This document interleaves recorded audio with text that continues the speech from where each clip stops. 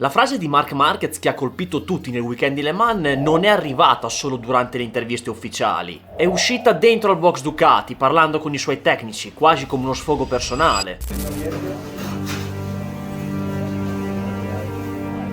Se non l'avete ancora fatto, iscrivetevi e attivate le notifiche perché siamo in procinto di iniziare il weekend di Barcellona. Se vi siete persi il pre-gara condito dalle ultime bombe di mercato, recuperatelo, che è uscito ieri. E a meno di videolampo ci rivediamo nel consueto dopogara di lunedì. Dobbiamo parlare, anzi riparlare, del pilota che fa più discutere di tutti, sia nel bene che nel male, all'interno del paddock della MotoGP, Marc Marquez, perché le ultime immagini dietro le quinte che sono comparse cambiano la percezione e la lettura di questo inizio di stagione 2026, o meglio, cambiano per chi notava solo una parte dei problemi e li affossava tutti sulla moto, che sicuramente ha delle lacune, ma tralasciava allo stesso tempo il fatto di un Marc Marquez in netta difficoltà con il suo braccio, e qui sul canale lo abbiamo sempre detto di questo deficit importante. E ci colleghiamo anche a delle parole di Pedro Acosta dopo la gara di Jerez davanti ai giornalisti, dicendo che dall'Indonesia dello scorso anno deve avere qualche problema perché non è normale vedere questo Marc. Proprio così, quindi se già era in una fase di recupero tra la fine dell'anno scorso e l'inizio di questa stagione, mettendoci le difficoltà con la moto, ci aggiungiamo anche la bega della vita saputa post Jerez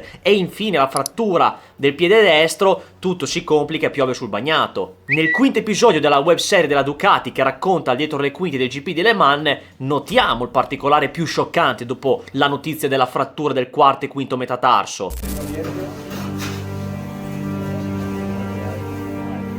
Che c'è sulla vita che mi albergo parte o no almeno l'hai capito, dai.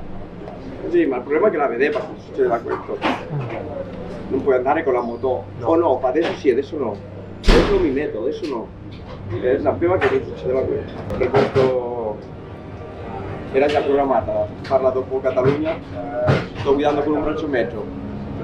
La Ducati, la maggior parte della squadra, non sapeva nulla del problema della vite incrinata che influisce sul nervo. Lo sapevano solo due componenti del team, perché lo dice lo stesso Marquez. Questo un po' lo sapevano loro due, ma ha detto per favore tieni un segreto perché voleva fare il weekend senza la domanda, sai?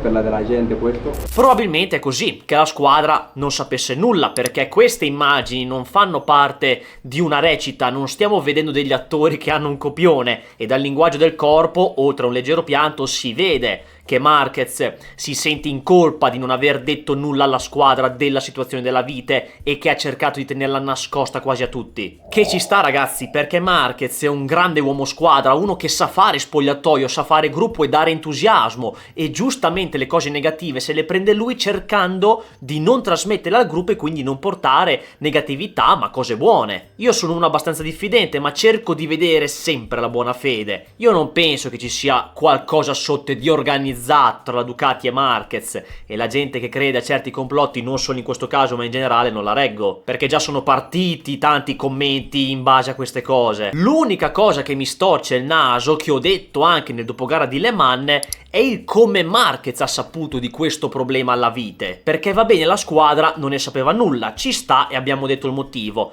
però effettivamente da quando è tornato ad allenarsi e a correre in pista ci ha messo un po' per vedere che c'era questa vite nella spalla che dava fastidio al nervo. Da come sappiamo questo problema è stato trovato dopo Jerez, capendo che sulla posizione da MotoGP dà fastidio e in motocross no. Però, com'è possibile che i medici così specializzati non sono riusciti a trovare il problema prima? Perché anche nelle prime 3 gare si vedeva chiaramente che Marquez guidava malissimo con il braccio destro in una posizione anormale, e di conseguenza il mese di stop fra Austin e Jerez col senno di poi sarebbe stato perfetto per recuperare, ma con molta probabilità, e da come ci hanno detto, hanno trovato il problema della vite dopo Jerez e hanno dovuto programmare l'operazione nel mezzo della stagione. Come ho già detto, io non metto in dubbio la professionalità, la competenza e il parere dei medici di questi super atleti, perché ne sanno più di me, quindi io sto nella buona fede e non credo a dei complotti. Dico solo una cosa che mi ha fatto un attimo storcere il naso, ma c'è comunque la controprova che sia tutto vero al 99%. Perché anche da come si vede nelle immagini della Ducati, Marquez è sincero in quello che dice, scoppia a piangere ed è onesto nel dire che ha trovato il problema dopo Jerez. E un conto è quando usa la sua furbizia comunicativa davanti alle telecamere, alle interviste in cui le parole sia sue ma di qualsiasi altro pilota, ma anche sportivo, vanno prese con le pinze e non da crederci fino in fondo perché ci sono strategie comunicative dietro. Ma qui sta parlando la sua squadra, ha nascosto sì una cosa ma non sta mentendo. Ci stanno facendo troppi polveroni e montando su un caso che secondo me è più piccolo di quanto sia. Marquez può essere furbo e stronzo quanto volete davanti alle telecamere, ma in questo caso, mentre parla con il team, non c'è nulla di maligno, a mio modo di vedere. Quello invece che è evidente, come stavo dicendo prima, è il deficit fisico, l'evidenza di come Marquez sia limitato di più con il corpo che con la moto. L'ha detto anche lui che sta guidando con un braccio e mezzo, che poi si vede anche dai dati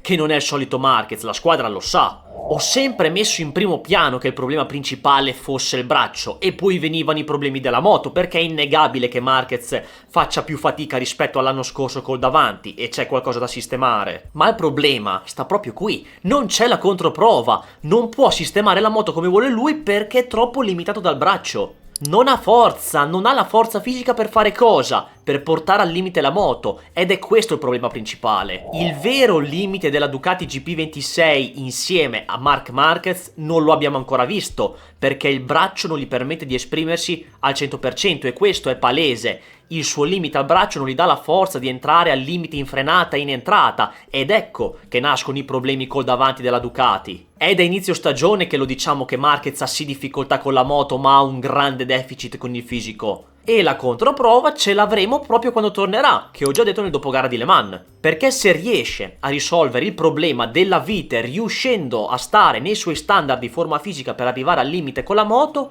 ok, inizierà una nuova stagione per Marc. Come ho sempre sostenuto, io dico che Marquez ha posto dentro il suo range per spingere veramente, può giocarsela con gli Aprilia per la vittoria ed essere primo delle Ducati più costanti insieme a Digia, perché attualmente solo lui è quello lineare. Io Marquez fuori dalla lotta al titolo non ce lo metto perché i punti li può recuperare per tornare al titolo, ma deve essere un minimo a posto, perché altrimenti se Marquez torna ma ha ancora qualche problemino, continueremo a parlare di un Marquez limitato dall'infortunio e anche dalla moto, di un Marquez che non può portarla al limite e non conosceremo mai il suo vero potenziale. Perché altrimenti, se Marquez torna ma ha ancora qualche problemino, continueremo a parlare di un Marquez limitato dall'infortunio e di conseguenza anche dalla moto. Di un Marquez che con questi problemi fisici non può portare al limite e di conseguenza non conosceremo mai il suo vero potenziale e quando tornerà ne sapremo di più. E questo ci fa tornare anche un po' ai discorsi della passata stagione, in cui la Ducati si vedeva che con la maggior parte dei piloti aveva qualche problema e che faticava già